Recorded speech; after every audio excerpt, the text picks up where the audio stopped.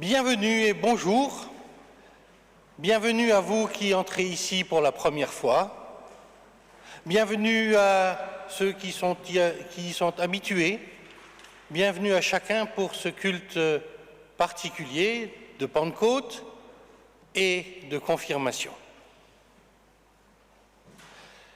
Seigneur, voici le jour que tu as fait, jour de joie pour ton Église. Donne-nous aujourd'hui ton esprit, qu'il se saisisse de chacun de nous et qu'il fasse toutes choses nouvelles. Amen.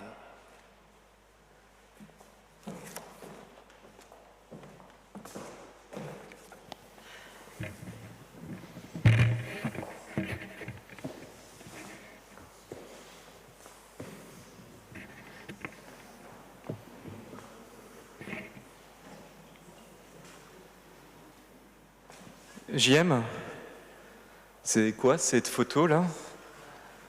Enfin, quel est le rapport avec le culte de Pentecôte et de confirmation?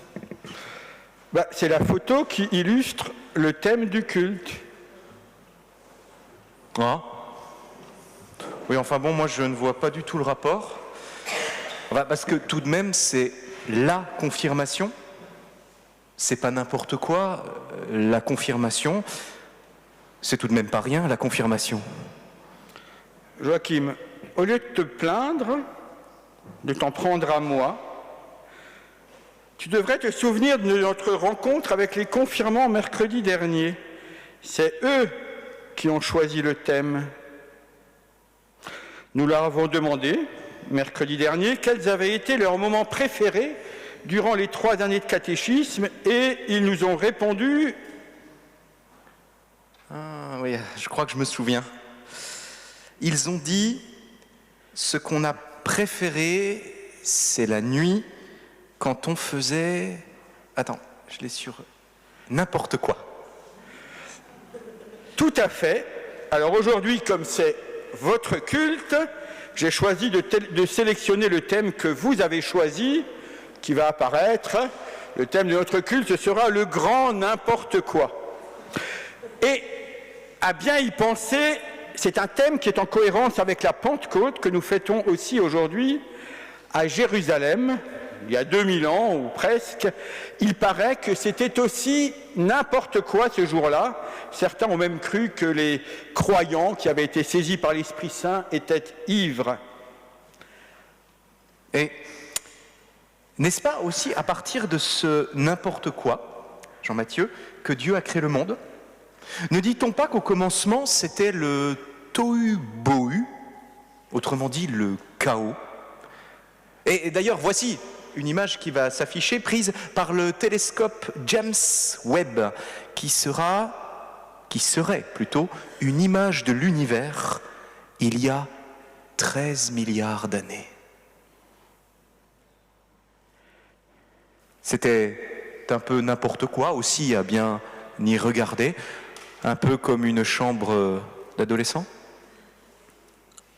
pendant un camp. On va donc essayer de se débrouiller avec ce thème. Je ne sais pas ce que ça va donner. Oui, on va essayer de célébrer ce culte tant bien que mal. Bon, ça devrait bien se passer car, paraît-il, Dieu est avec nous.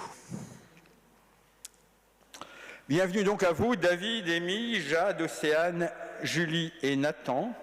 Bienvenue à vos parrains et marraines qui se sont engagés il y a de nombreuses années déjà auprès de vous, qui vont s'engager aujourd'hui auprès de toi, Émile. Bienvenue aux parents. Vous vous souvenez peut-être aujourd'hui, à l'occasion de ce jour marquant, du jour de leur naissance. Ils étaient alors tout petits, ils ne marchaient pas, et puis un jour ils se sont mis à marcher, un jour ils se sont mis à parler. Là ils ont grandi, maintenant ils sont capables de parler seuls, de s'engager seuls, de décider seuls, de marcher seuls pour emprunter un chemin qui sera le leur. Ce culte est un moment privilégié pour rendre grâce à Dieu pour les années que nous avons partagées ensemble, mais pour les années de vie de ces jeunes et pour se tourner confiants vers l'avenir. Puis bienvenue à la communauté paroissiale qui, dimanche après dimanche, fait vivre votre Église. Bienvenue à tous ceux qui sont venus pour cette fête, à vos familles, à vos amis. Sentez-vous à l'aise parmi nous, d'où que vous veniez, quelle que soit la nature et l'intensité de vos convictions religieuses, que vous soyez catholique, protestant, d'une autre confession ou religion, hésitant ou non-croyant.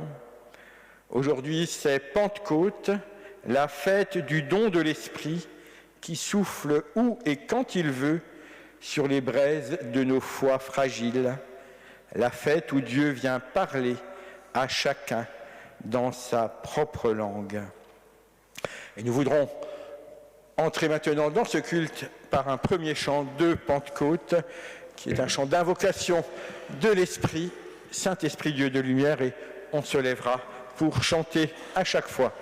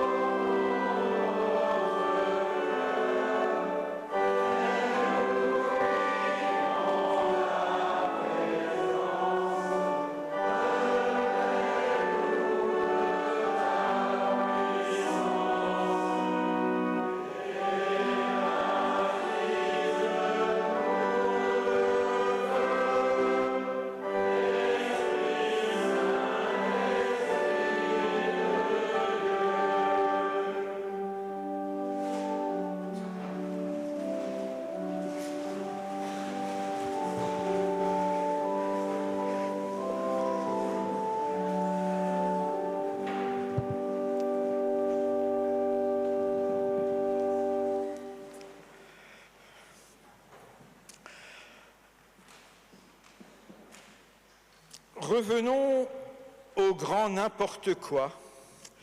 Il y a une théorie en physique qui s'appelle la théorie du chaos, qui définit tout ce qui n'est pas prévisible. Mais du chaos, et la Bible nous l'enseigne aussi, peut émerger la vie, et ça nous le voyons avec la photo de droite, de ce chaos, de ce grand n'importe quoi que vous avez fait durant vos nuits, a émergé de la vie. Nous avons vécu bien des choses ensemble. Vous avez commencé à découvrir ce qu'est l'Église. L'Église, c'est aussi du chaos vivant. Et cela ne vous a pas fait fuir. Au contraire, vous semblez en redemander, puisque ce matin, vous avez une demande à faire, celle d'être baptisé pour Rémi et pour Julie, Nathan et Jade Océane, de confirmer les vœux de votre baptême. Nous voudrons entrer dans ce culte alors en rendant grâce tout d'abord pour ces années vécues ensemble. Nous allons regarder quelques photos souvenirs de nos séjours du catéchisme. Ce sont des photos qui ont été sélectionnées, choisies par les jeunes et dont ils ont proposé leurs commentaires avec leurs propres mots. Et c'est David qui va introduire la chose.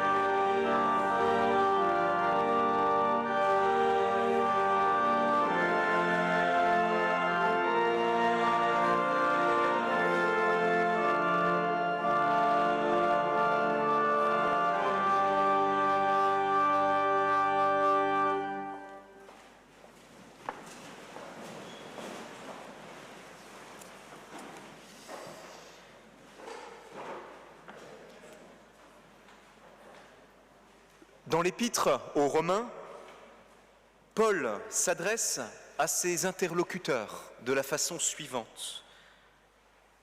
À tous ceux qui, à Rome, sont bien-aimés de Dieu, que la grâce et la paix vous soient données de la part de Dieu, notre Père, et du Seigneur Jésus-Christ. Si l'apôtre écrivait aujourd'hui, il dirait à toutes celles et ceux qui, à Ilzach, Kingersheim, Lutherbach, Rümersheim, Le Haut, Mulhouse, sont bien-aimés de Dieu, mensonge, les voix qui disent que tu n'es pas bon. Mensonge, les voix qui disent que tu ne vaux rien. Mensonge, les voix qui disent que tu es méprisable. Mensonge, les voix qui disent que tu es insignifiant. Alors à toi, mon frère, à toi, ma sœur, je te l'annonce ce matin, à toi, David, Amy, Jade Océane, Julie et Nathan, et à toi également, qui es là ce matin pour les entourer. Tu es aimé de Dieu. Devant Dieu, tu n'as plus besoin de paraître, de chercher à te mettre à ton avantage, de te glorifier, car c'est Dieu lui-même qui t'a glorifié. Car Dieu te prend tel que tu es. Pour Dieu, tu es quelqu'un de bien. Alors, ce n'est pas un compliment, c'est ta vérité devant Dieu. Autrement dit, tu es accepté, approuvé, sans mérite de ta part. Tu es bien-aimé de Dieu, gratuitement, inconditionnellement. Viens, Esprit de sainteté.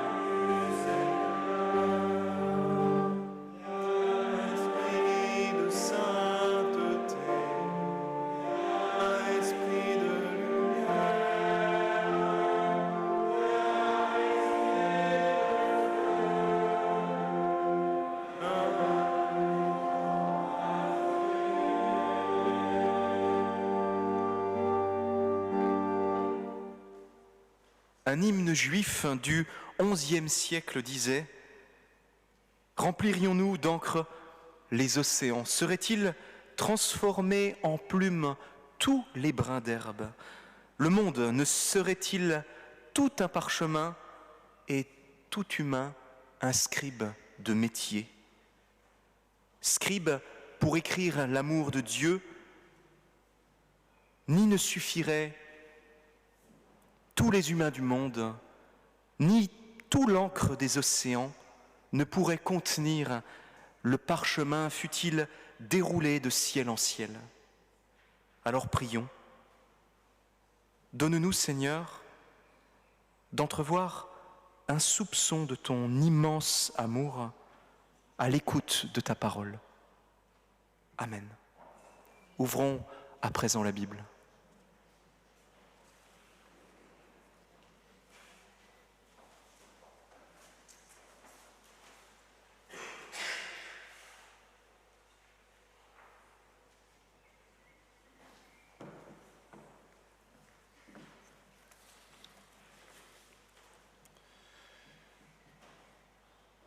Dans le livre des Actes des Apôtres, au chapitre 2, nous lisons les versets 1 à 12. Quand le jour de la Pentecôte arriva, ils se trouvaient réunis tous ensemble. Tout à coup, il y eut un bruit qui venait du ciel comme le souffle d'un violent coup de vent. La maison où ils se tenaient en fut toute remplie. Alors leur apparurent comme des langues de feu qui se partageaient, et il s'en posa sur chacun d'eux. Ils furent tous remplis d'Esprit Saint et se mirent à parler d'autres langues, comme l'Esprit leur donnait de s'exprimer. Or, à Jérusalem résidaient des Juifs pieux, venus de toutes les nations qui sont sous le ciel. À la rumeur qui se répandait, la foule se rassembla et se trouvait en plein désarroi, car chacun les entendait parler sa propre langue. Déconcertés, émerveillés, ils disaient « Tous ces gens qui parlent ne sont-ils pas des Galiléens? Comment se fait-il que chacun de nous les entende dans sa langue maternelle? Parthes, Mèdes et Élamites, habitants de la Mésopotamie, de la Judée et de la Cappadoce, du Pont et de l'Asie, de la Phrygie et de la Pamphylie, de l'Égypte et de la Libye syrianique, ceux de Rome en résidence ici, tous, tant juifs que prosélytes, crétois et arabes, nous les entendons annoncer dans nos langues les merveilles de Dieu. Ils étaient tous déconcertés, et dans leur perplexité, ils se disaient les uns aux autres, « Qu'est-ce que cela veut dire ?» D'autres s'esclaffaient, « Ils sont pleins de vin doux. » Alors s'éleva la voix de Pierre, qui était là avec les 11. Il s'exprima en ces termes, « Hommes de Judée, et vous tous qui résidez à Jérusalem, comprenez bien ce qui se passe et prêtez l'oreille à mes paroles. Non, ces gens n'ont pas bu comme vous le supposez. Nous ne sommes en effet qu'à 9 heures du matin. Mais ici se réalise cette parole du prophète Joël. Alors, dans les derniers jours, dit Dieu, je répandrai de mon esprit sur toute chair. Vos fils et vos filles seront prophètes. Vos jeunes gens auront des visions. Vos vieillards auront des songes. Oui, sur mes serviteurs et sur mes servantes, en ces jours-là, je répandrai de mon esprit et ils seront prophètes. Et dans l'évangile de Marc, au chapitre 2, les versets 23 à 28. Un jour de sabbat, Jésus traversait des champs de blé. Tout en marchant, ses disciples se mirent à arracher des épis. Les pharisiens lui dirent, « Regarde, pourquoi font-ils ce qui n'est pas permis pendant le sabbat ?» Jésus leur répondit, « N'avez-vous jamais lu ce qu'a fait David lorsqu'il a été dans le besoin et qu'il a eu faim, lui et ses compagnons? Il est entré dans la maison de Dieu, à l'époque du grand prêtre Abiatar, a mangé les pains consacrés qu'il n'est permis qu'aux prêtres de manger, et en a même donné à ses compagnons. Puis il leur dit, « Le sabbat a été fait pour l'homme, et non l'homme pour le sabbat, de sorte que le Fils de l'homme est le Seigneur même du sabbat. »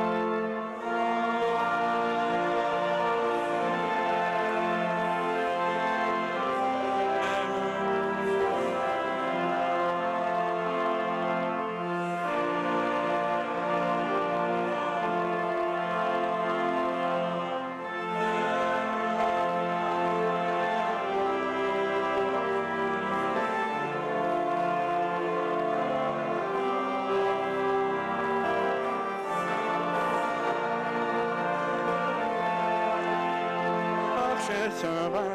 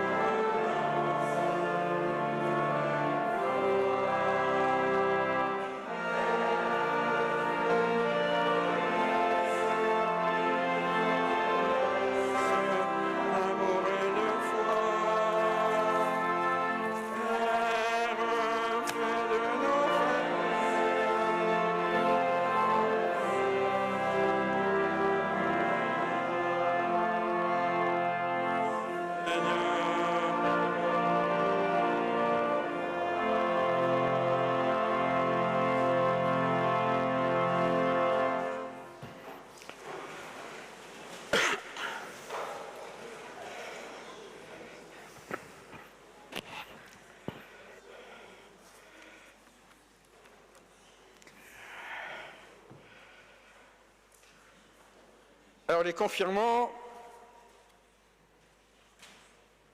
vous n'êtes pas seuls. Si vous aimez faire n'importe quoi, ça vient de loin. Et les deux textes que François vient de nous lire, franchement, là aussi, c'était du grand n'importe quoi. La Pentecôte tout d'abord. Que s'est-il passé à Pentecôte? Alors pour les plus anciens d'entre nous, ou les plus vintage, Pentecôte, à Jérusalem, c'était un peu Woodstock. Des milliers de personnes venues des quatre coins de l'Empire romain pour faire la fête. Ils ne parlent pas la même langue, ils n'ont pas la même culture, ils n'ont pas les mêmes habitudes alimentaires ni vestimentaires. Ils sont issus de classes sociales très variées. Et ils vont vivre une sorte de révélation collective qui va faire que tous, aussi différents qu'ils soient, vont se comprendre et s'entendre. Ils vont faire l'expérience que par l'Esprit Saint, par la foi en Jésus-Christ, ce qui les unit est plus grand que ce qui les divise. Le miracle du Saint-Esprit, le miracle de la Pentecôte, c'est qu'il crée l'unité. Et c'est aussi le miracle de ce qu'on appelle l'Église. Alors, chers confirmants, chaque fois que durant ces 3 années, nous avons pu nous entendre les uns avec les autres, chaque fois que, bien que nous soyons différents, nous n'avons pas pointé du doigt ce qui nous sépare, mais nous nous sommes réjouis de ce qui nous réunit, c'est l'Esprit qui a soufflé en nous et sur nous. À ces moments-là, nous avons été Église et c'était Pentecôte. Pentecôte, l'Esprit Saint qui souffle sur moi, c'est lorsque je ne considère pas l'autre en fonction de mes critères, il me plaît ou il me déplaît, de mes jugements, mais que je suis animé par l'Esprit. Pentecôte, l'Esprit Saint en moi, c'est lorsque l'autre n'est plus pour moi un concurrent, un adversaire, une personne ou une personne qui me serait indifférente. Pentecôte survient à chaque fois que je parviens à m'entendre avec mes copains de catéchisme, de classe ou de travail, mes frères et sœurs de l'Église. À chaque fois, c'est Pentecôte, c'est l'Esprit qui souffle. À Pentecôte, cet esprit d'unité s'est manifesté de manière tellement intense que certains se sont même dit « ils sont ivres ». Comprenons, ils font n'importe quoi. Et c'est pourquoi j'aimerais corriger ce que vous nous avez dit, chers confirmants, lorsque durant les nuits, vous vous amusiez, vous jouiez à des jeux vidéo, vous vous balanciez des coussins sur la tête, vous discutiez jusqu'au milieu de la nuit, eh bien, en fait, vous ne faisiez pas n'importe quoi. Je ne veux pas le considérer ainsi. Pour moi, c'était l'esprit de Pentecôte, d'unité et d'amitié qui soufflait parmi vous. Et c'était bien prévu. Et si nous regardons maintenant le second texte, nous avons encore des personnes qui faisaient n'importe quoi, en apparence comme vous. Que nous racontait ce second texte, celui de l'évangile de Marc? Il se passait par une belle journée de printemps, un peu comme maintenant. La saison de la moisson était proche. Jésus et ses disciples se promenaient dans des champs de blé. Ils étaient heureux, ils riaient, ils s'amusaient, comme vous la nuit. Ils avaient connu tellement d'événements bouleversants qui avaient commencé par une parole toute simple de Jésus pour Simon, André, Jacques ou Jean. Il leur avait dit « Venez derrière moi ». Cette parole avait fait tomber leur filet des mains, et puis en chemin, ils avaient rencontré Matthieu, le péager, collecteur de taxes, collaborateur des Romains, détesté de beaucoup, et ils l'avaient pourtant emporté avec eux. Avec Jésus, ils avaient appris à ne plus se préoccuper du regard des autres. Chacun, marginal, pauvre, impur, trouvait une place dans leur compagnie. Et en chemin, on raconte que les paroles de Jésus faisaient des miracles. Elles redressaient tous ceux qui étaient exclus et courbés par la vie. Le possédé retrouvait ses esprits. Le paralytique était relevé. Les lépreux réintégraient une vie sociale. Les vies abîmées étaient guéries. Les angoisses étaient dissipées. Jésus et ses disciples vivaient une liberté comme ils n'en avaient jamais connue. Ils avaient pris des distances avec la religion de surface qui les contraignait à jeûner 2 fois par semaine, comme le faisaient les pharisiens ou les disciples de Jean le Baptiste. Et ils avaient bien constaté que prendre des distances avec la religion de surface, avec le vernis religieux, n'avait engendré aucune foudre divine sur eux. Et voici donc que ce jour-là, ils avaient faim. Ils avaient cueilli des épis de blé pour se restaurer, bien que la religion alors l'interdisait, parce que c'était un jour de sabbat, parce que normalement tout travail était interdit, et que le fait de saisir des épis et de les frotter dans leurs mains pour en extraire les grains était considéré dans une activité productive, dans une interprétation étroite de la loi du moins. Voici donc que surgirent des religieux étroits, ces donneurs de leçons. Ils surveillaient sûrement la troupe des disciples depuis un moment. Ils guettaient la faute, l'occasion de chute. Et ils se dirent là, nous les tenons. C'est le jour du sabbat.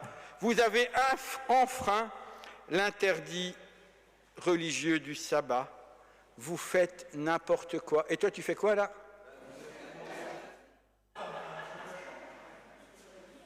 Ah ben, je ne sais pas, est-ce que dans un culte, il est possible de se faire livrer, comme ça, c'est Uber Eats ou un truc comme ça, est-ce qu'on peut se faire livrer du chocolat chaud pendant le culte?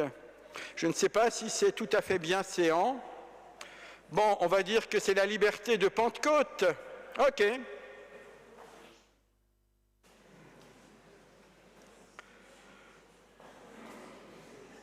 Voilà. Il en reste quelques-uns, mais ce sera pour la sortie. Vous voyez avec voilà.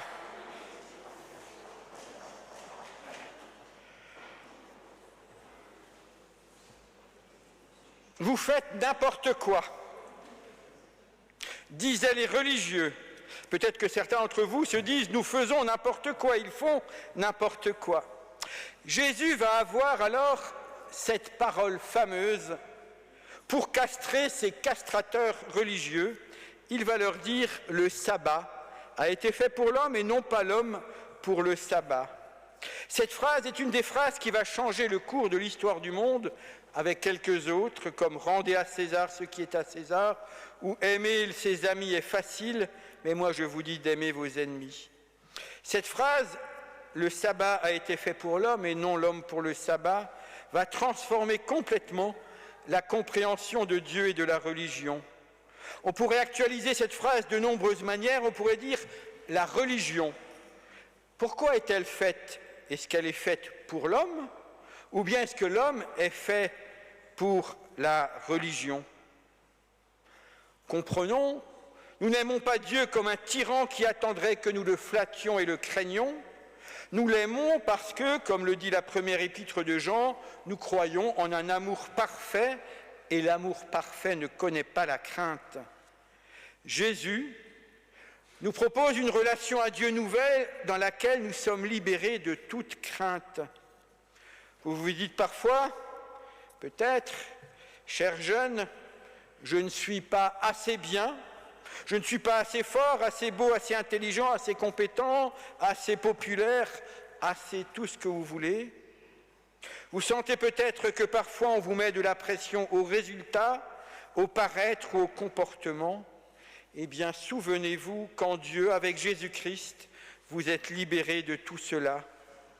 Nous avons souvent l'impression que l'Église, ce serait un lieu un peu castrateur, le lieu de l'absence de la liberté de penser, un lieu moralisant avec une morale étriquée, et on pense qu'en sortant de l'Église, on va trouver la liberté hors d'elle. Eh bien, moi, je crois et j'affirme que c'est tout le contraire. L'Église n'est bien sûr pas parfaite, mais elle le sait, elle le reconnaît devant Dieu. Alors que le monde dans lequel nous vivons est fait de chapelles souvent très moralisantes, où nous sommes sommés de devoir nous justifier, de faire nos preuves, où nous sommes comparés et jugés, un monde en plus qui nous cloisonne de plus en plus selon nos options politiques, alimentaires, géographiques, sexuelles. L'Église, à côté, est un havre de paix et d'ouverture. La vocation de l'Église est d'être le lieu où les petits et les grands, les riches et les pauvres, les intellectuels et les manuels, les hommes et les femmes, les transgenres et les sans-genres, les gens de droite, de gauche et du centre, et ceux qui n'en savent rien, se retrouvent avec simplicité devant Dieu et se reconnaissent entre frères et sœurs. Et s'il nous arrive de ne pas y arriver, alors c'est à chacun de nous rappeler que ce qui nous réunit, ce qui nous fonde, ce ne sont pas nos idées personnelles, mais Dieu tellement plus grand que nous, révélé par Jésus, par l'homme Jésus, révélateur de l'amour inconditionnel de Dieu pour toute l'humanité. Albert Camus, le plus chrétien des athées, écrivait un jour « Si j'avais à écrire un livre de morale, il aurait 100 pages, les 99 premières seraient blanches, et sur la dernière, j'écrirais « Je ne connais qu'un seul devoir, et c'est celui d'aimer.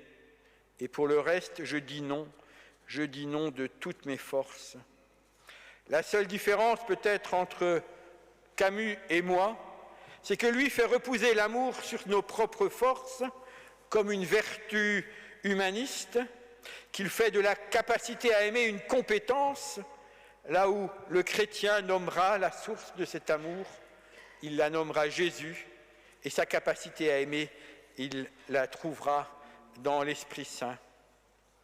Jésus scandalisait par sa liberté, au nom du fait que nous sommes tous aimés de Dieu. Il emplissait de fureur les gardiens de la loi et des bienséances, probablement d'ailleurs est-ce pour sa liberté d'être, qui le fit désacraliser les lois et les convenances, qu'il sera mis à mort. Le sabbat est fait pour l'homme, la religion est faite pour l'homme, et de la même façon, nous pouvons nous demander, le catéchisme est-il fait pour les jeunes ou bien les jeunes sont-ils faits pour le catéchisme ? C'est-à-dire, qu'est-ce que vous allez garder de ces années passées ensemble ? Des connaissances, un peu certainement, quelques textes bibliques, quelques chants. Tout cela c'est bien et pourra vous être utile, mais là n'est pas l'essentiel.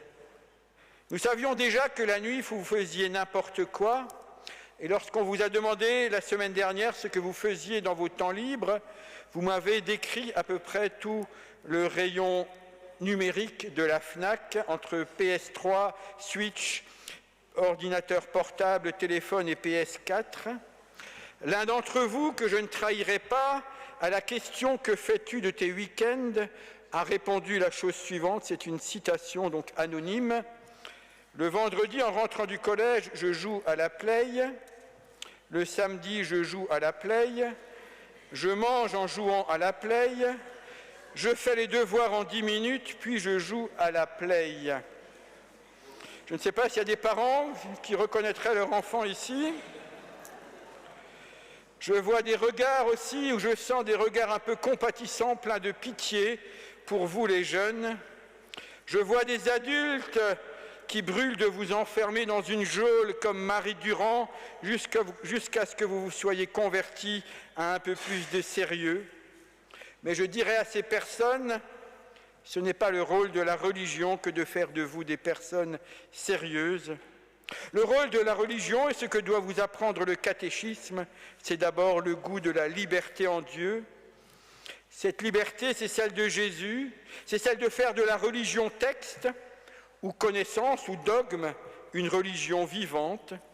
Et c'est cela, ce que j'appelle faire de la théologie. La théologie, c'est une religion intelligente et l'intelligence, c'est le contraire de l'obéissance. Nous savions déjà, avec le texte des Actes, que vous êtes appelés, vos jeunes gens auront des visions, que vous êtes appelés à devenir visionnaires et prophètes. Eh bien, j'aimerais vous montrer maintenant à tous que vous êtes aussi d'excellents théologiens, que vous avez compris ce qu'est une religion vivante, ce qu'est la théologie. La théologie, c'est quoi? C'est toujours interpréter des textes pour en extraire le sens et les actualiser. Un rite, un texte, une doctrine religieuse n'a jamais de sens en soi. Il en a seulement quand il est corrélé à une situation réelle et actuelle de vie. C'est comme cela qu'agit le Saint-Esprit, il rend présent et vivant Jésus et maintenant. Nous allons illustrer cela. Mercredi dernier, nous vous avons demandé quel enseignement vous garderiez, quel épisode biblique pourrait résumer Jésus, ou qui a été Jésus, qui est ce Dieu de Jésus-Christ que vous avez rencontré au catéchisme.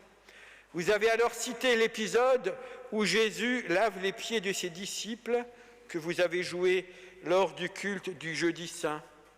Je vous ai demandé si vous souhaitiez qu'avec Joachim, ce matin, nous vous lavions les pieds à l'occasion de la confirmation.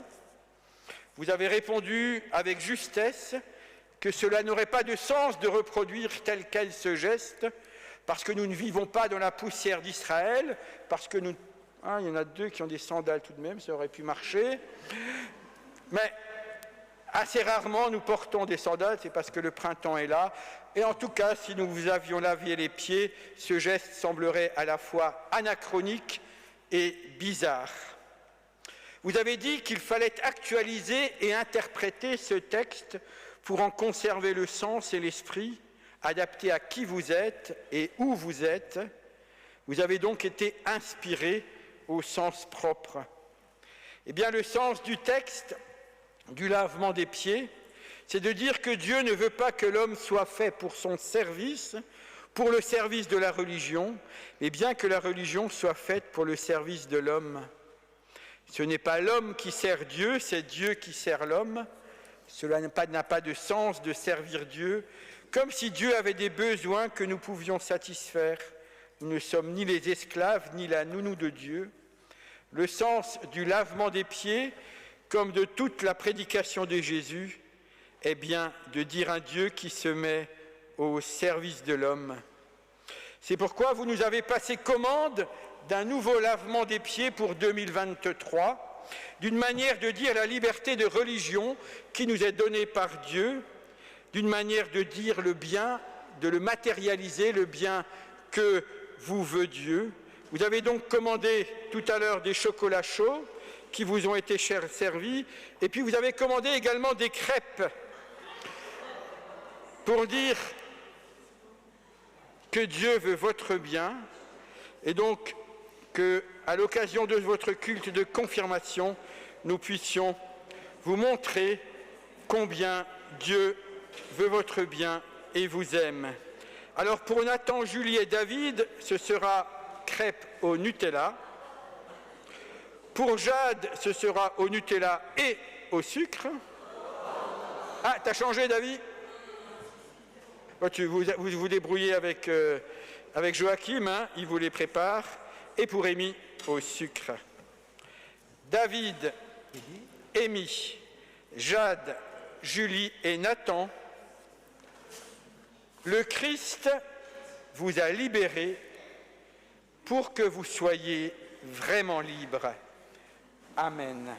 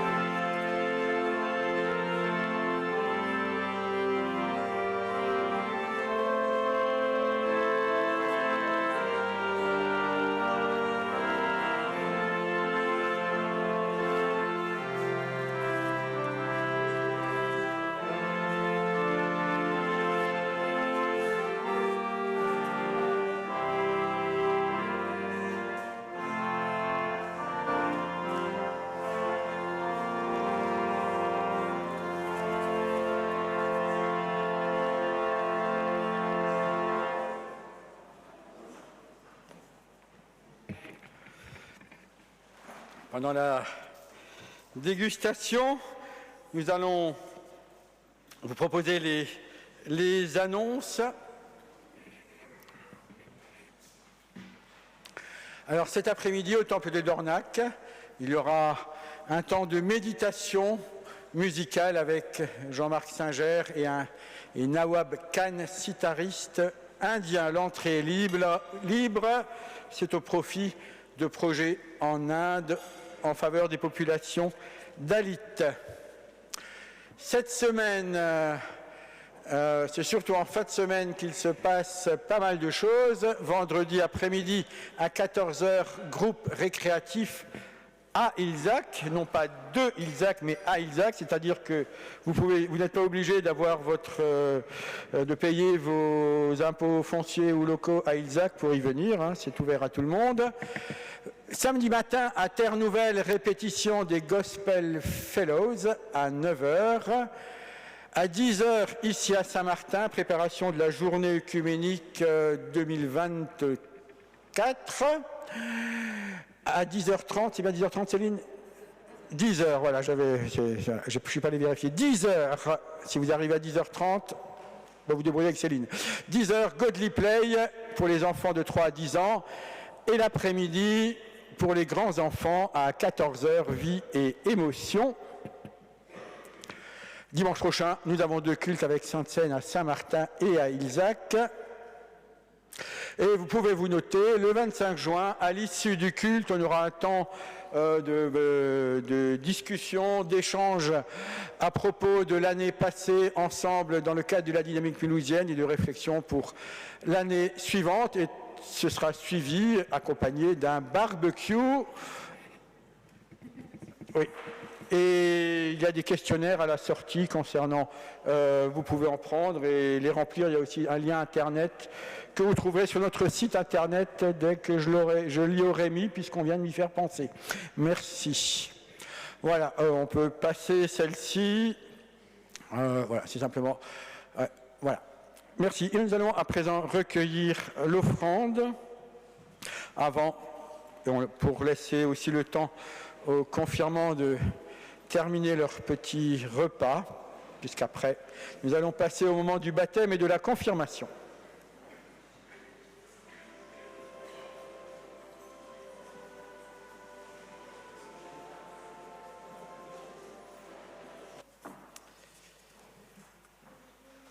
Frères et sœurs, vous êtes témoins de la foi et de l'engagement des catéchumènes. L'amour de Dieu est toujours premier, le Seigneur est fidèle. Nous qui avons été baptisés, nous qui sommes enfants de Dieu par la foi en Jésus-Christ, mort et ressuscité pour nous, nous accueillons dans notre Église ces catéchumènes comme frères, comme sœurs. Vous, qui êtes leur famille spirituelle, vous les entourerez de votre affection et les soutiendrez par votre prière. Vous serez ainsi pour eux des témoins de l'amour de Dieu. Que Dieu vous soit en aide, que Dieu nous soit en aide. Et je vous invite à chanter « Seigneur, dirige ».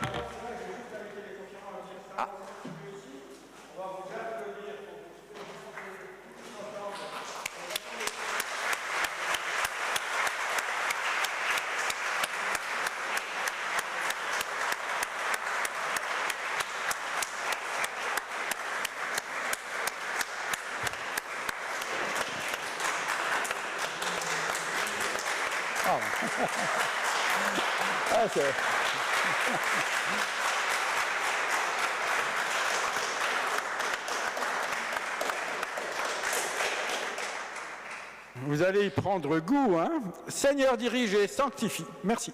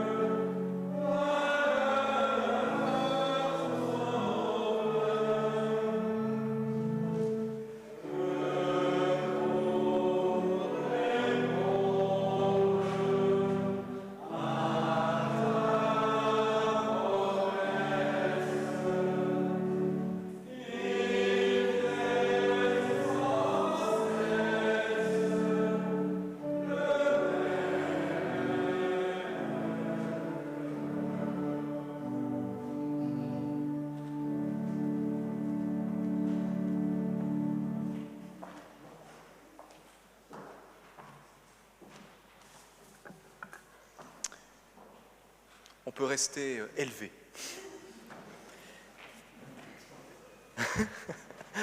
Je vous invite à la prière.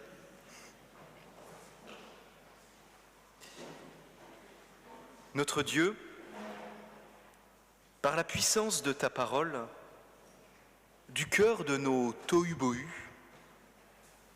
tu ressuscites en nous et parmi nous une espérance que nous n'espérions plus. Par ton esprit, tu viens redonner à notre vie surprise et inattendue. Nous confions David, Amy, Jade, Océane, Julie et Nathan au mystère de ta présence. ainsi que toutes celles et ceux que nous te remettons dans le silence et la confiance.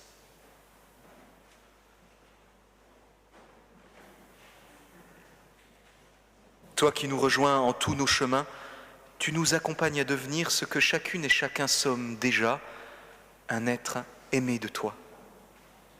Et ensemble, nous voulons te prier comme ton Fils nous l'a enseigné. Notre Père qui es aux cieux, que ton nom soit sanctifié, que ton règne vienne, que ta volonté soit faite sur la terre comme au ciel. Donne-nous aujourd'hui notre pain de ce jour. Pardonne-nous nos offenses, comme nous pardonnons aussi à ceux qui nous ont offensés. Et ne nous laisse pas entrer en tentation, mais délivre-nous du mal, car c'est à toi qu'appartiennent le règne, la puissance et la gloire, pour les siècles des siècles. Amen. Je chanterai l'Éternel. Quand ce sera affiché. Quand ce sera affiché.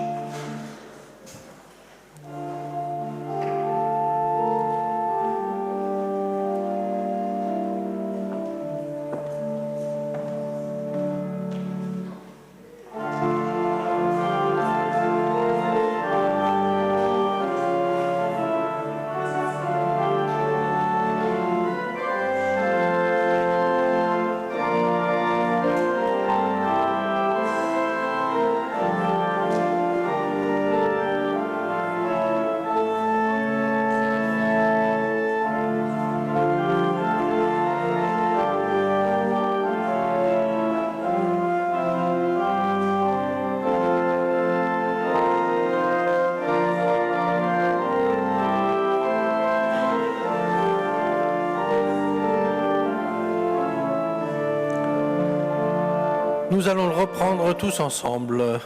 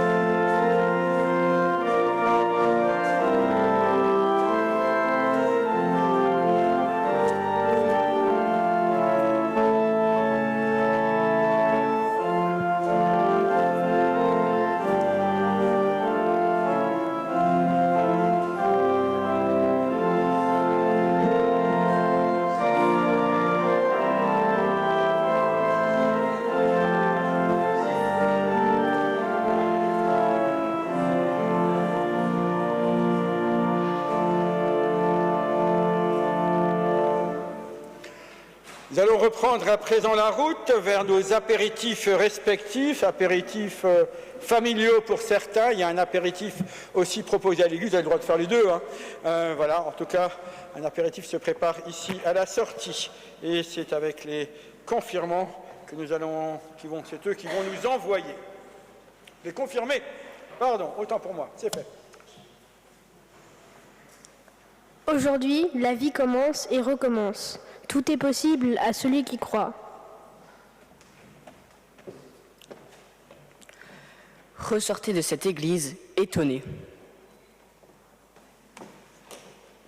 Soyez pleins de confiance et d'espérance, la vie est donnée par Dieu. Soyez pleins d'amour les uns pour les autres. Et surtout, n'oubliez pas l'humour et la légèreté qui sont les signes de la grâce.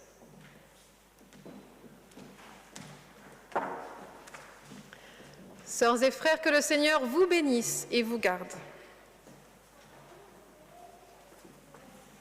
Que le Seigneur fasse briller sur vous sa lumière et vous donne sa joie. Qu'il tourne sa face vers vous et vous donne sa paix.